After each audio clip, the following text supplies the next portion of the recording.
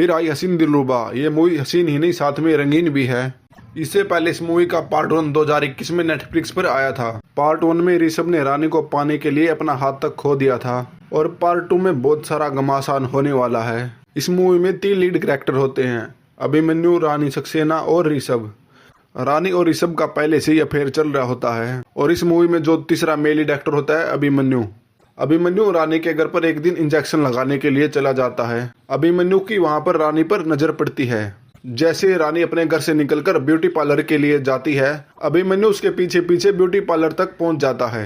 रानी अभिमन्यु को बाहर खड़ा करके अंदर ब्यूटी पार्लर में चली जाती है।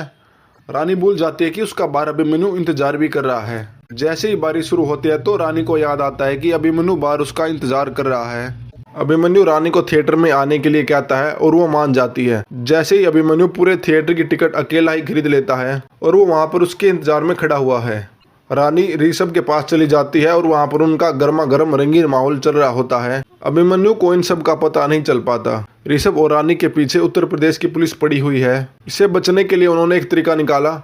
रानी ने अभिमन्यु से शादी कर ली, पर उनको पता है कि उनका प्लान है अभिमन्यु को धोखा देने का। रानी को उत्तर प्रदेश की पुलिस अरेस्ट कर लेती है। दिलरुबा पार्ट 1 में रानी और ऋषभ ने जिस नील को मारा था उसी नील का चाचा पुलिस ऑफिसर होता है और वो रानी से कस्टडी में मिलता है और उसे बहुत सारी इंक्वायरी निकलवाने की कोशिश करता है। रानी दिनेश पंडित की किताबों की कहानी सुनाने लग जाती है, पर उन पर नील का चाचा विश्वास नहीं करता।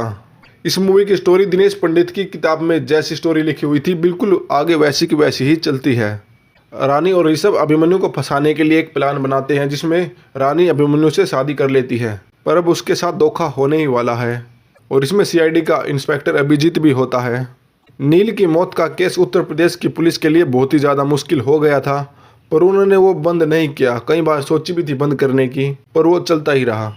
रानी पर पूनम प्रजापति के मौत का केस भी ठोक दिया जाता है। ऋषभ खुद को सरेंडर करने के लिए एक वीडियो बनाता है जिसमें ऋषभ ने एक शर्त रखी। ऋषभ रानी से यमुना नदी के पुल पर रात को मिलना चाहता है और वो भी अकेले। जैसे ही पुलिस रानी को यमुना नदी के पुल पर रात को लेके जाती है तो इसी के साथ ही वो तीसरा अभिमन्यु भी वहां पर आ जाता है। पुलिस को उनके प्लान का बिल्कुल भी कोई अंदाजा भी नहीं था। पुलिस को उनके प्लान का कोई भी अंदाजा नहीं होता कि वो क्या करने वाले हैं।